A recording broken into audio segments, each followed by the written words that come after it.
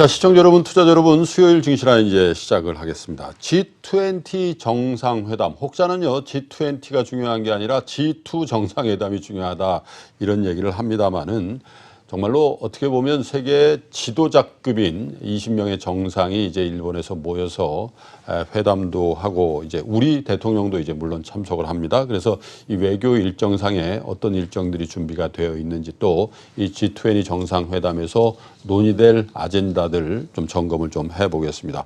외국어대학교 정책전 언론대학원의 이상환 대학원장님 모시겠습니다. 어서 오십시오, 원장님. 네, 안녕하십니까.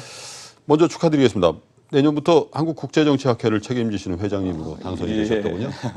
예, 많은 노력을 해야 될 것 같습니다. 예, 굉장히 중요한 시즌 아니에요, 내년이? 예, 2020년이 이제 한국전도 70주년이 되고 탈냉전 30주년이 되고 예. 그래서 정치 외교적으로는 아주 중요한 시점이라고 말씀드릴 수가 있습니다. 예. 어쨌든 뭐 학계에 계시지만 우리 외교 정책이라든지 또 안보 뭐 이런 쪽으로 해서 많은 역할을 좀 기대해 보도록 하고요. 고맙습니다. 자, G20가 이제 우리 시간으로 뭐 일본이니까 우리 시간이나 일본 시간에 마찬가지입니다만 28일부터 진행이 되는데 각국 정상들은 이제 내일 속속 일본에 도착을 하게 돼 있죠? 예, 맞습니다. 27일 날 이제 속속 도착해서 이틀간의 회의를 진행하게 됩니다. 예. 그래서 어떻게 본다면 이번에 회의가 성격상 보면은 오늘날의 국제관계의 흐름을 그대로 보여주는 것이다. 예.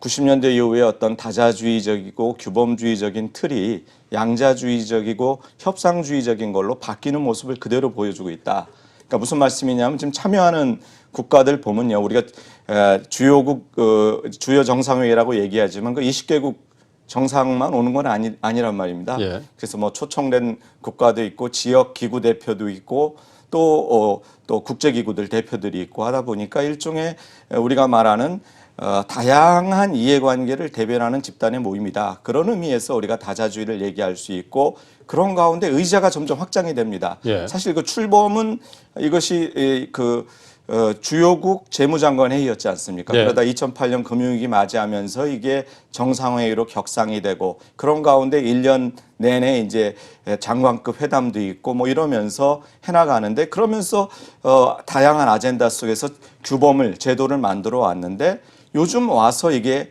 양자주의적인 틀이 더 강조되고 바로 있습니다. 화면에 나오는 트럼프 대통령이 이제 다자주의 포기하고 안 하겠다.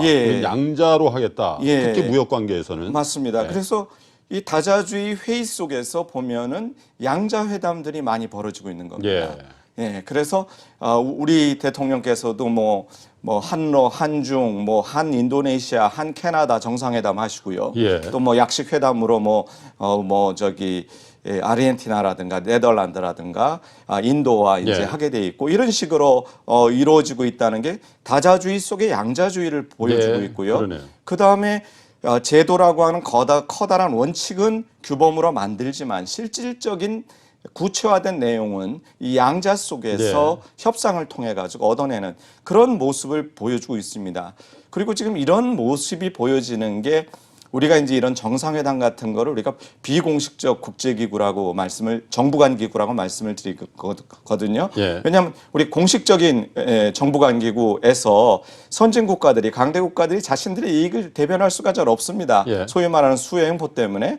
그러다 보니까 이런 정상회담을 통해서 커다란 방향을 결정을 하고 그 구체적인 그 액션 플랜, 시행 계획은 개별 정부 간 기구에다 임무로 부여함으로써 강대 국가들의 이해관계를 좀 더 반영하려는 그런 모습을 보이고 있습니다. 근데 이제 사실 G20 그러면 20명의 정상들이 라운드 테이블에 앉아서 지금 말씀하시는 국제적인 어떤 아젠다라든지 물론 이 양자 간의 어떤 아젠다가 있습니다만은 그 어떤 세계적인 어떤 아젠다를 토의하는 그런 모습을 상상했었는데 지금은 어떻게 보면 저도 이제 오프닝 때 말씀드렸습니다만은 중국과 미국이라든지 양자 맞습니다. 또 개별적인 정상회담의 어떤 장 같은 어떤 그런 느낌을 받는다 이런 건데 이제 그 원인 제공을 아마도 트럼프 대통령 위주로 됐습니다만 그게 이제 추세로 접어 들어가는 것 같은데 우리 대통령 문재인 대통령의 이번 G20 정상회담의 동선 일정은 어떻게 짜여져 있습니까? 27일 날 도착하셔서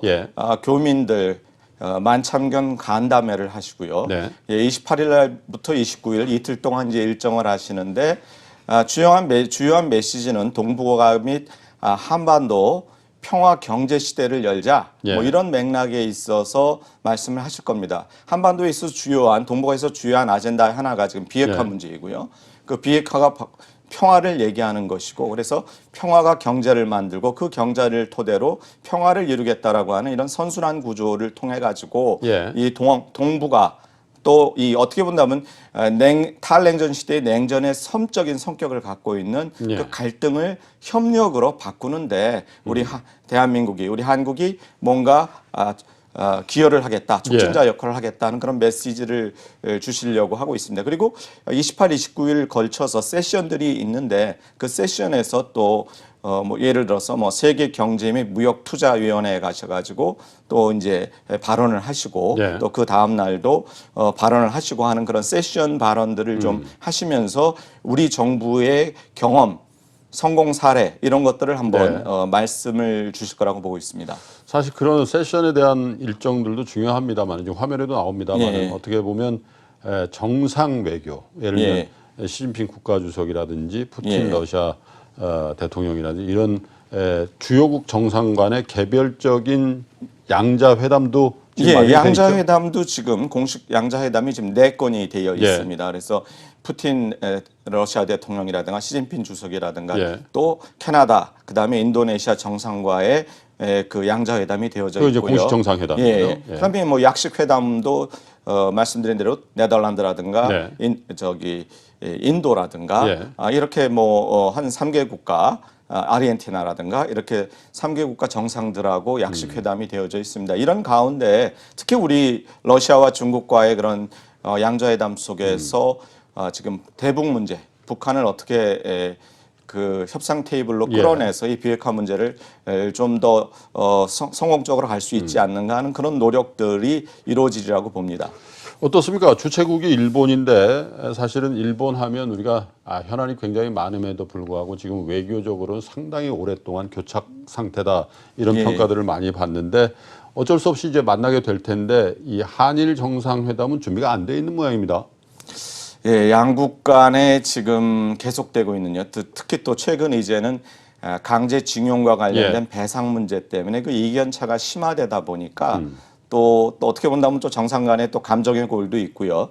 그러다 보니까 이루어지지가 못하고 있습니다. 더군다나 다음 달에 이제 일본 같은 경우에 참여연 선거가 있는데 그런 선거와 연관시켜서도 한일 관계에 있어서 일본의 어떤 그 모습을 좀 더 자존심을 세우는 쪽이 국내 정치적으로 유리하다고 생각하는 일본의 판단과 또 그러니까 어떻게 본다면은 양국이 다 어떤 국내 정치적인 부분과 연결되다 보니까 외교적인 돌파구가 안 만들어지고 있습니다. 그런 가운데 어제 또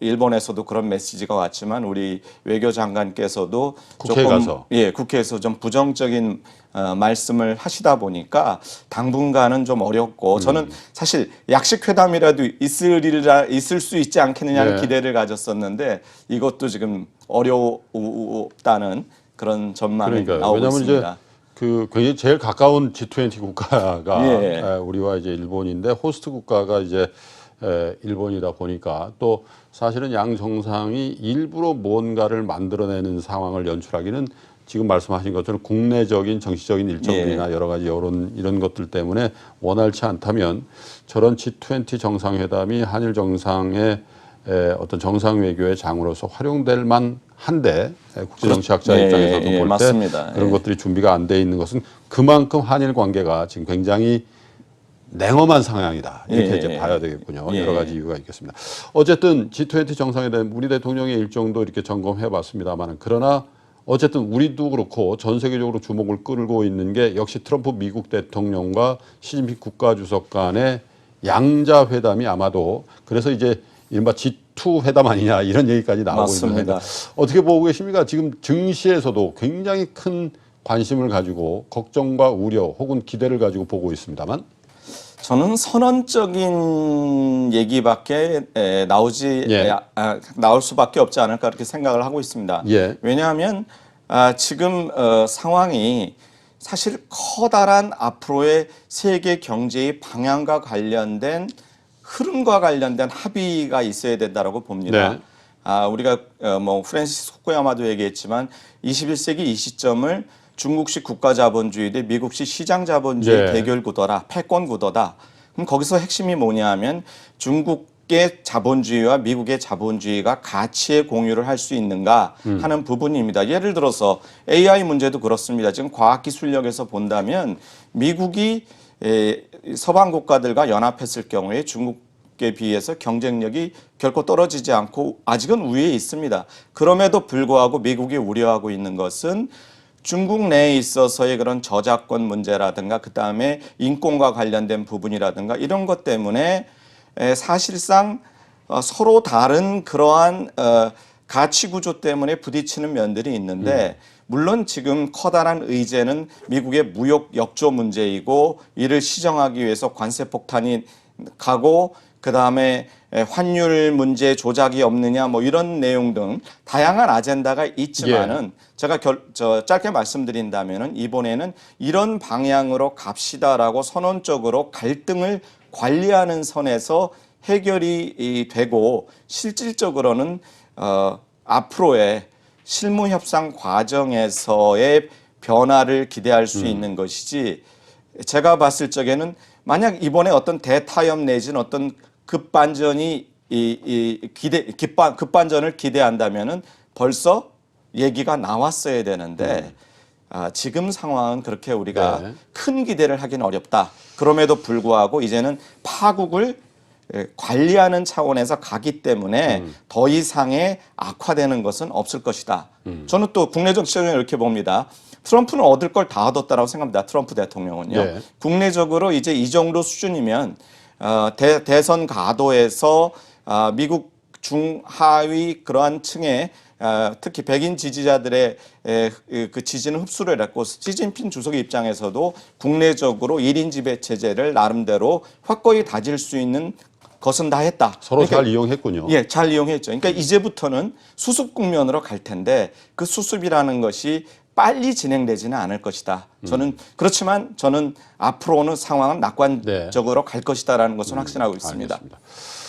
이 국제정치학자를 모시고 이 미중 정상회담이라든 미중 관계를 이제 여쭤보니까 우리 시청자 여러분들, 투자 여러분들이 매양 들었던 이 경제학적인 그리고 이 애널리스트들이 하는 분석하고는 조금 다른 게 저도 좀 느껴지죠.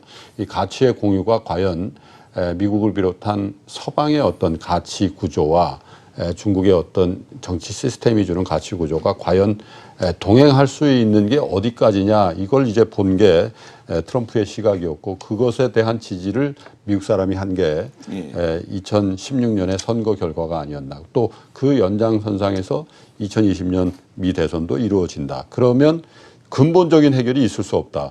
근데 그 가치 구조라는 게 사실은 미국 사람이라든지 유럽 사람의 입장에서 보면 시진핑 국가주석이 개헌을 하면서 그 가치 구조를 더 악화시켰고 더 퇴보했다. 왜냐하면 그냥 종신제, 일당 독재라든지 이걸 넘어서는 전체주의 국가로 가는 그 방향의 틀을 잡았다면 이것은 더 병존하기 힘든 거 아닌가. 그런 그 생각들도 할 수 있었을 것 같아요. 예, 그래서 제가 중국 학자들하고도 얘기를 하고 했던 부분들이 중국은 작년 3월에 시진핑이 집단지도 체제를 1인 지배 체제로 바꿨다라고 하는 것을 그냥 국내 정치적으로 지금 시점이 이 시점이다라고 쉽게 얘기를 합니다. 근데 저는 뭐냐면 그거를 미국 입장에서는 미국 패권에 도전하는 시그널을 준 것이다라고 저는 봅니다. 왜냐하면 중국이 경제 발전을 하면서 그 사회 내의 가치 구조가 서구와 유사한 쪽으로 가고 있으리라고 갈 것이라고 생각을 했는데 퇴행을 해버린 겁니다. 그 메시지는 이제 더 이상 같이 갈 수 없구나. 그러면 이제는 견제를 하고 우리 룰대로 한번 가보자 하는 식으로 여타 국가들이 단합을 할 수밖에 없다 하는 말씀을 드릴 수가 있습니다. 그렇군요. 저도 예전에 이 정치학 개론 시간에 정치라는 게 가치의 권위적 배분이다. 뭐 이런 얘기를 들었던 기억이 나는데 그런 어떤 정치학적인 개념과 가치를 임발부시켜서 봤을 때 미국과 중국 간의 어떤 갈등 구조는 이건 비단 표면적으로는 교역 관계에서 나타나고 있지만 이건 정치 시스템과 미래에 대한 어떤 선택의 문제가 여기에 들어가 있기 때문에 정말로 단기간에 우리가 해결되는 것을 기대하는 건 어려운 일이다. 맞습니다. 어렵습니다. 예를 들어서 올해부터 중국에서 신생아들 DNA를 채취하겠다라고 합니다. 서구 국가들에서는 인권 인권이죠. 차원에서 안 예. 됩니다. 이 부분. 근데 채취하는 국가가 빅데이터를 만들어 가지고 가면 이 나라가 훨씬 시스템상으로 그렇죠.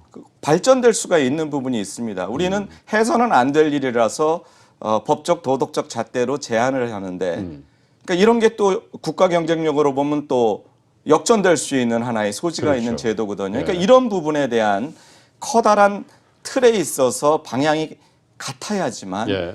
미중 간에 있어서의 그 설린 우호 관계가 지속될 수 있지 않겠느냐. 이런 유럽의 선택지는 어떻습니까? 유럽은 경제적으로만 보면 중국이 훨씬 더 중요한 파트너가 돼 있고 돼 갈 것 같고 지금 말씀하시는 가치의 문제로만 따지면 중국과 결코 친해질 수 없는 그런 다른 가치를 지향하는 나라니까 당연히 트럼프 대통령 지하에 미국과 연대감을 가질 것 같은단 말이죠. 이중적인 입장일 것 같단 말이죠. 예. 어떻게 보십니까? 그러니까 경제적 이해관계와 가치의 공유라는 것에서 딜레마가 있는 건 사실입니다. 예. 저희가 보지 않았습니까? AIIB 할 때 예. 영국이 들어가고 독일이 들어가고 그렇죠. 그러다 보니까 이게 어정쩡하다가 미국이 그냥 좀 당황스러운 일들이 벌어졌습니다. 근데 이제 저는 이 시점에서 궁극적으로는 서구 유럽 국가들이 미국 쪽으로 가지 않을까 그런 생각이 들고 그렇다고 해서 뭐 전면적인 그러한 갈등 상황으로 유도하지는 않겠지만은 조금씩 중국이 변화될 수밖에 없는 환경적 요인을 만들어가지 않겠느냐 그렇게 생각이 듭니다. 앵글을 조금 우리 쪽으로 좀 줄여보겠습니다. 중국과 미국 사이에서 우리 정부 또 우리 기업들이 굉장히 힘든 국면을 맞이하고 있다. 실상으로 그럴 것 같습니다. 물론 이제 일부 반삭이 있다는 주장도 있습니다만 그러면 우리 외교 정책이 어떻게 가야 되냐? 정확히 중립을 지켜야 되는지 아니면 정말로 어떤 전략적인 선택과 노선을 정확하게 양쪽에 혹은 세계적으로 보여줘야 되는 그런 지점에 와 있는지에 대해서도 국제정치학자시니까 한번 여쭤보고 싶네요. 예, 원론적인 말씀을 먼저 드리면 사실 쉬운 문제는 아닙니다. 네. 우리는 여태까지 행위자 중심의 외교를 했습니다. 예. 미국이냐, 중국이냐. 예. 예? 과거에도 냉전 구조 속에서 마찬가지로 예. 일본이라는 행위자까지 고려해서 이렇게 늘 해왔습니다. 예. 그러다 보니까 사안에 따라서 우리가 어디에 편승하냐가 중요한 거였고 우리의 외교 원칙이 무엇이냐라는 거를 대외적으로 또 우리 주변의 강대국들한테 보여주질 못했습니다. 그렇죠. 그래서 이제는 우리는 이런 사안에 대해서는 이런 입장이다.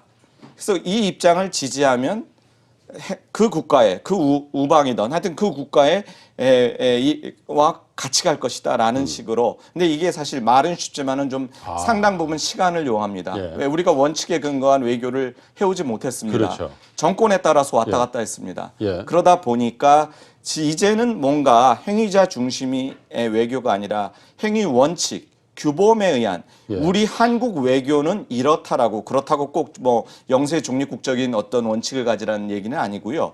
우리의 외교 원칙을 갖고 그에 근거한 예측 가능한 행태를 보인다면 우리 주변의 국가들이 강대국들이 우리의 사고에 좀 익숙해질 수 있는 네. 그러한 기회가 되지 않을까. 그런 맥락에서 그럼에도 불구하고 지금 이 시점에 중요한 거는 우리가 안보적인 의미에서 봤을 때 한미 동맹을 근간으로 하면서 우리가 주변 국가의 갈등을 관리할 수밖에 없는 그런 구조 속에 있으면 틀림이 없습니다.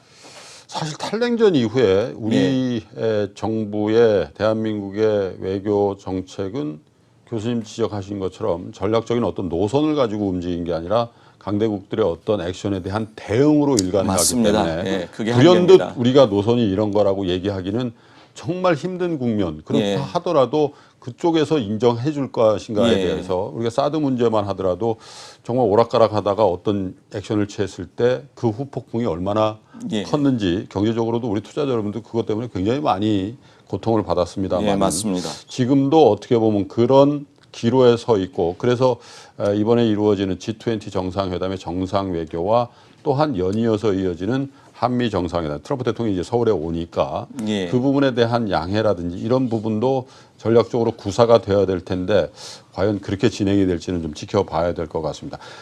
미국 대통령이 이제 한국에 와서 판문점을 간다 뭐 이런 얘기가 들면서 뭐 최근에 북한에 관련된 주식도 좀 오르고 했는데 예. 판문점에 간다 하더라도 김정은을 만나지는 않는다. 뭐 이런 얘기들도 나왔었고요. 예. 뭐 어떻게 돼야 되겠습니다. 그 지금까지 전해진 트럼프 대통령의 서울에서의 동선은 어떻게 짜져 있는 것 같습니까? 예, 그런 기대 속에 우리가 있었습니다. 이제 트럼프 대통령이 29, 30일 예. 양일간 이제 한국에 1박 2일차 방문하시는데 트럼프 대통령이 와서 혹시나 뭐 그 이전에 남북 정상회담 얘기도 나왔었고요. 예.